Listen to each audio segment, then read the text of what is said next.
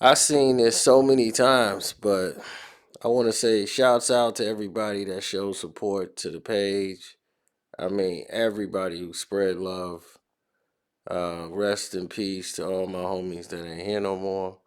Everybody out there who lost someone, man, we our hearts go out to y'all, man. Um, I want to say thank you to everybody who's on the Casino for Life Patreon. Oh, we got some big surprises coming. I don't know, y'all love the Charlie Murphy uh, bodyguard stories. That's gonna get even more crazy. Trust me, it's just getting started. The first two episodes have got y'all buzzing, cracking up on the floor. Y'all ain't y'all ain't even ready for the rest of it. Trust me, it's finna get real nuts. Now, let's get to the part of this video where we say hit the like button, subscribe to the page.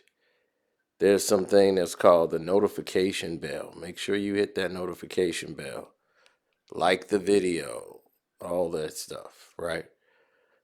Now, let's get to it. Suge Knight, the infamous Suge, after Death Row was collapsing, he's trying to revamp Death Row with the Row at this time. So Suge needs new blood. He's back home.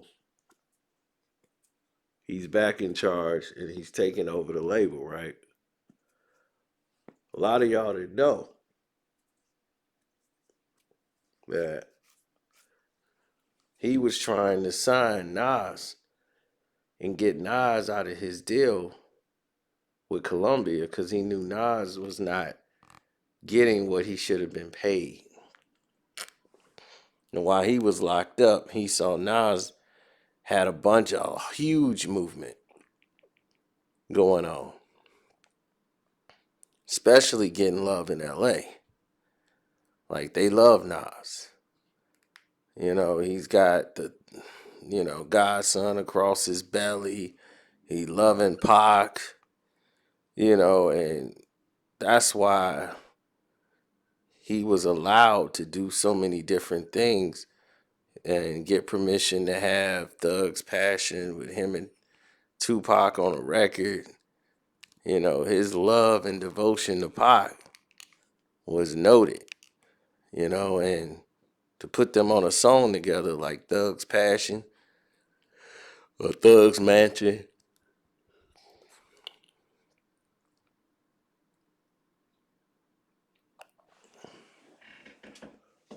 That was a very retrospective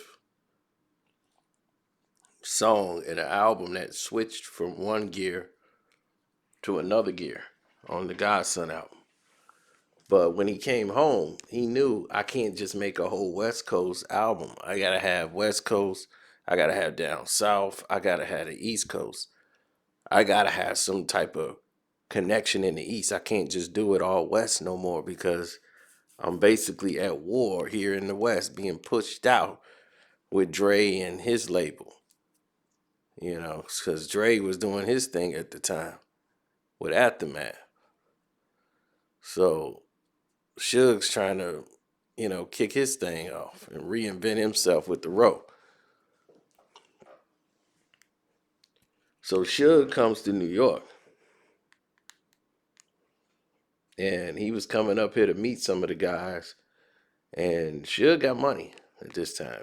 He's ready to sign some artists and get the Row back rolling, get on his, producing side and showing his gifts. Now, when he's trying to get the artist that he wants, which is Nas, he want to get Nas. But Nas is kind of like giving him the cold shoulder because now Steve Stout is back into the picture. You see, this is how Stout got back in. Suge was talking about managing and representing Nas. He wanted to do that. That's why he was praising Nas for Ether and everything else. When Ether was out, he was talking about Jay-Z ain't this and Jay-Z ain't that. Then the situation happened where with Jay, after the Dre album dropped, and he was hanging out with Dre all of a sudden, then that stopped abruptly. And next thing you know, it was all this Tupac love from Jay-Z. Then here come the album, So it was a lot of different twists and turns in the situation that transpired. Now, here's what I know. When all of this was happening and transpiring and going back and forth, Steve Stout was in negotiations because Nas was back hot again. Jay-Z had took a hit, and now from working with Steve Stout, Stout is like, man, I can get Nas too. Maybe I can get both of them, and then they could probably piece this thing out. So Stout's trying to come back over with Nas. And Jay-Z saw that like, whoa, dude, what you doing? So once you saw that happen, it was like, okay, wait a minute.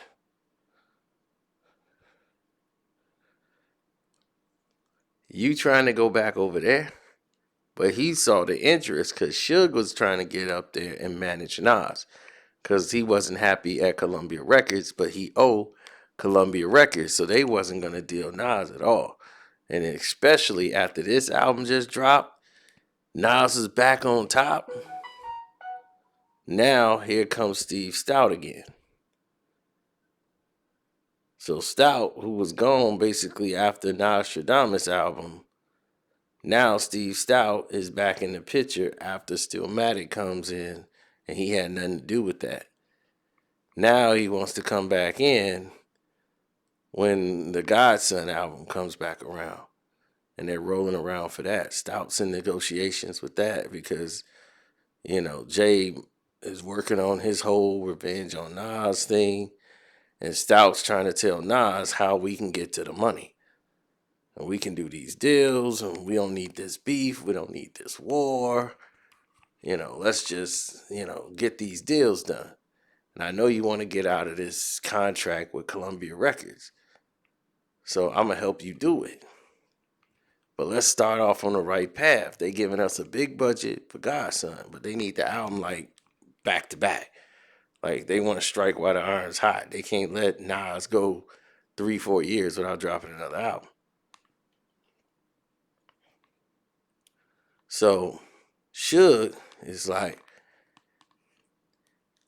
listen, I understand that all these other guys, they talk about they got your best interests and hard and all that. And I know you already know you a smart man, Nas. You a #1 artist.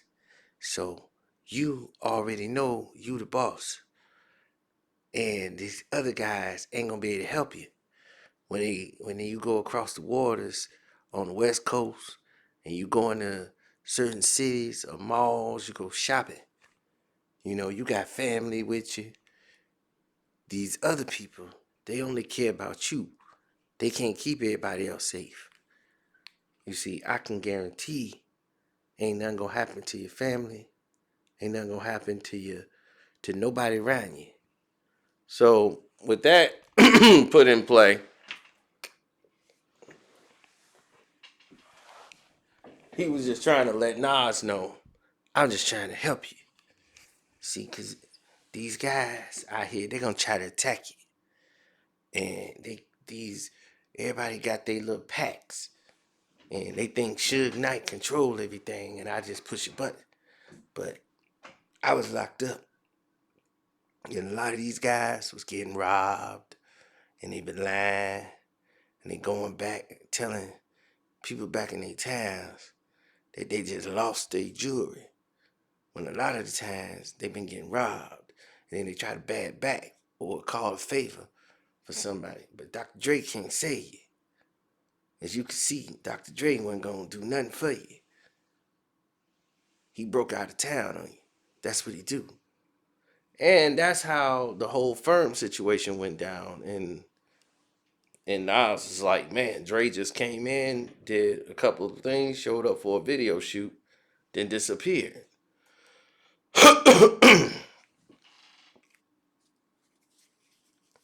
So for them, for Nas, he was thinking, damn, now that's pretty messed up.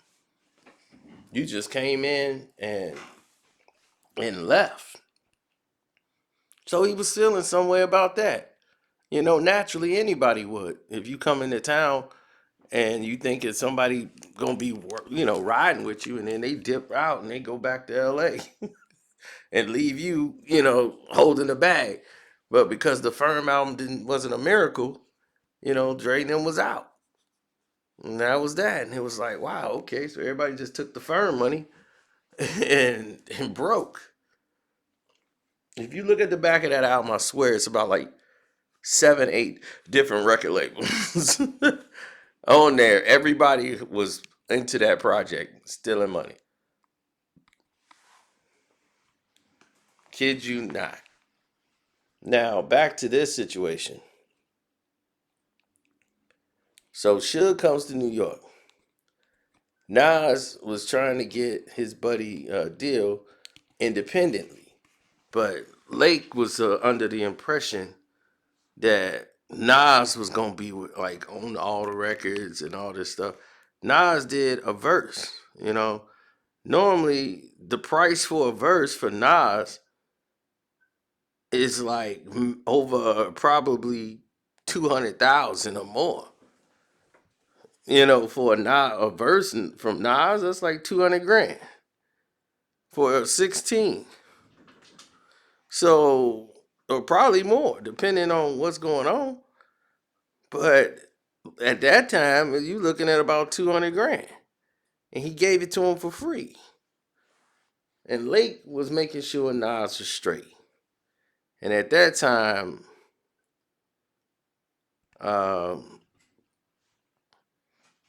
he was beefing with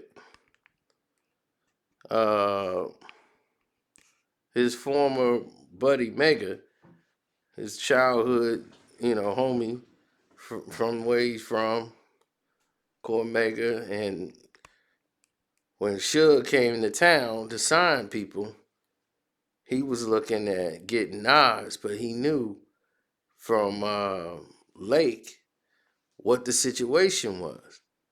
So he was finna sign all the Lake guys. Lake's is like, okay, but he was like, how do I get Nas? He was like, you cool with Nas.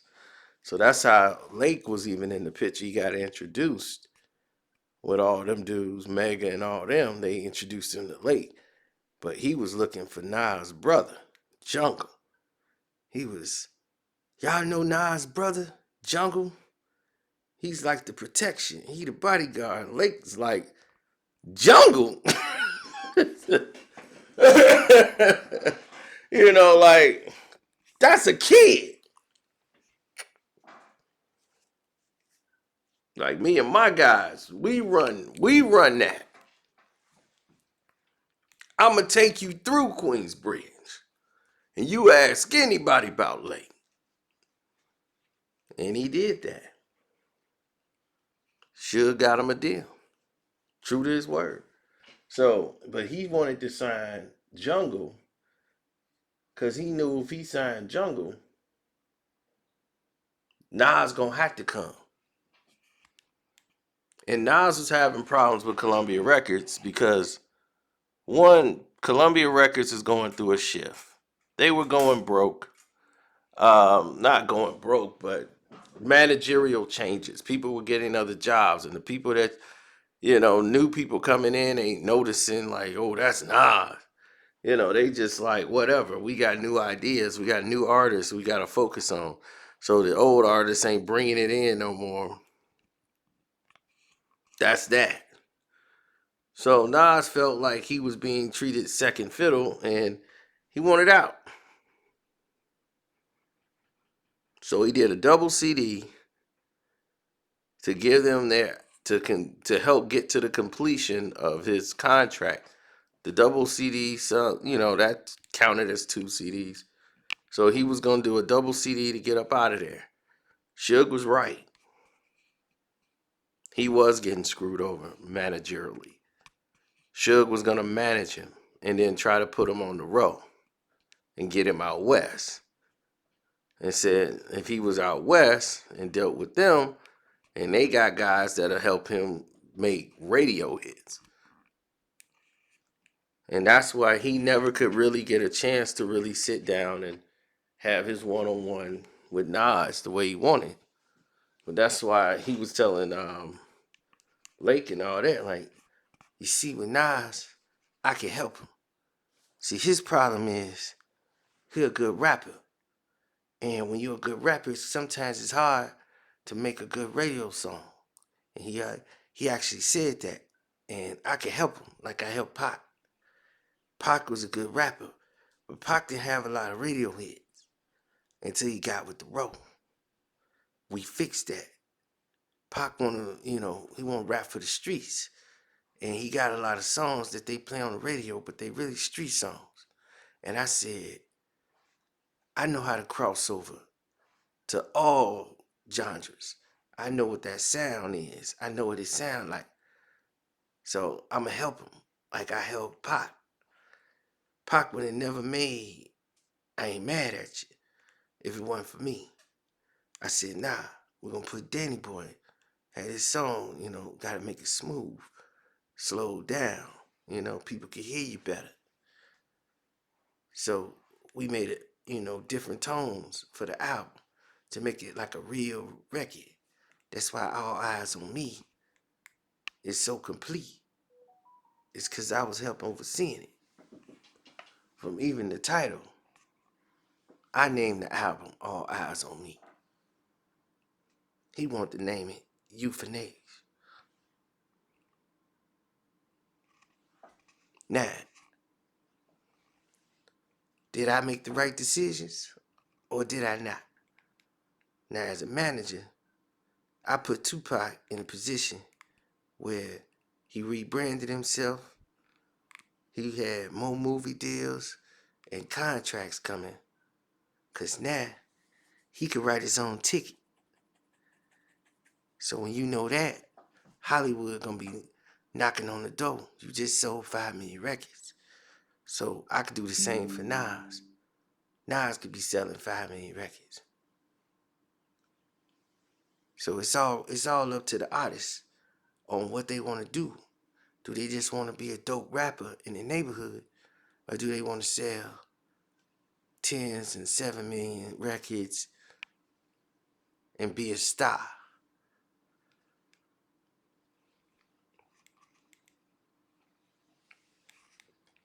Nas already got that star power. But he keep trying to appease, all the rappers. And instead of trying to make that radio hit where he can get to the money. I know what he need, and I know how to help him. He need the right producers, and I got the right producers.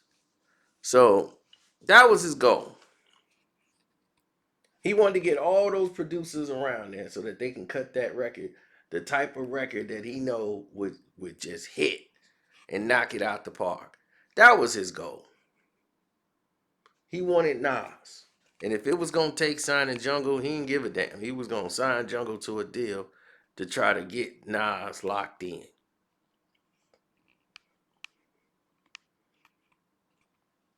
He signed Lake. Lake couldn't get Nas. Mega was supposed to do some stuff with Lake, I guess, and I don't know how that went after that. Totally don't remember right now. But I know that's was, the contention was to try to get Nas to join the role.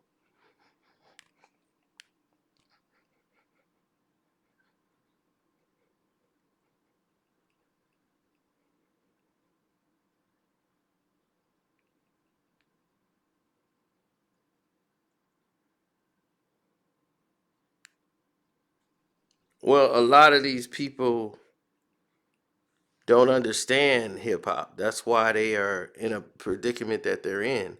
They don't understand these hip hop stories is like so vast. They just remember it started, it ended, and that was that.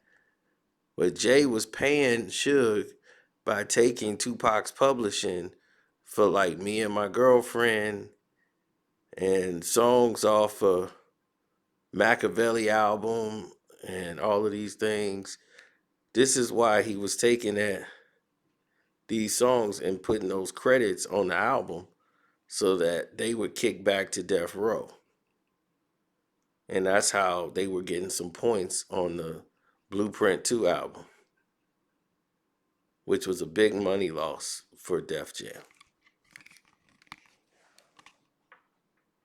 Well, everything had shifted with the Nas momentum. Nas made everybody not believe in Jay anymore.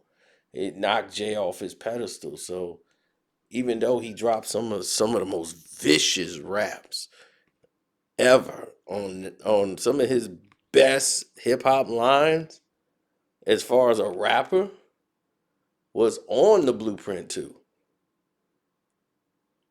but it got lost because the songs weren't really complete, or they just wasn't, people just wasn't grasping them. It was not sticking to the ribs on a live. But if you go back now and listen to some of those songs, you go, damn, he really was zoning out right here. He was like mad. He was more mad that people like it happened.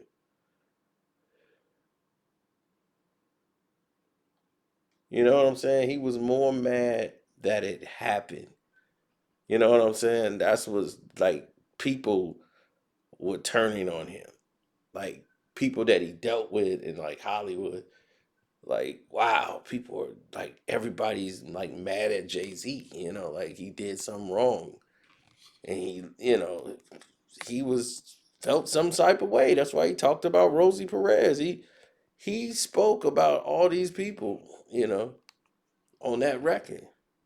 I'm sorry, Miss Rosie Perez. I just called a spade a spade. It just is what it is. But you can't get credit for everything dude said. Oh my God. So he was mad at a lot of publications. He was mad at a lot of magazine writer articles. Jay was mad. So it wasn't supposed to go that way. That's why you can't like map everything out how it's gonna go, blah blah blah blah. You gotta be prepared for if your big move don't work.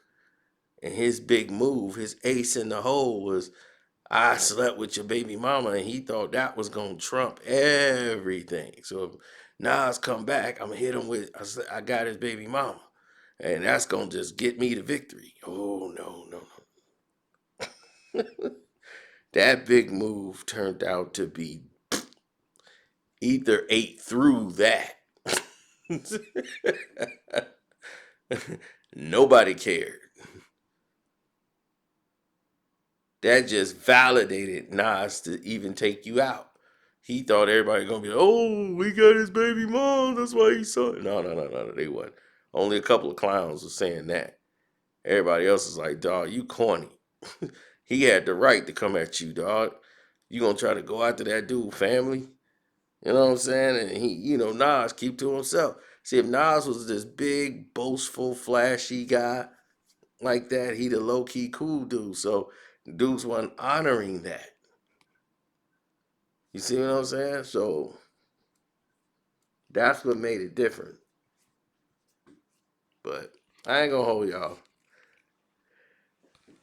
I want to say shouts out to Welcome to HDTV. I want to say shouts out to Seahawks Jose Rodriguez, Kwame Brown, Bus Life 2.0, and regular Kwame Brown channel, Ticket TV, Damn D's Beef,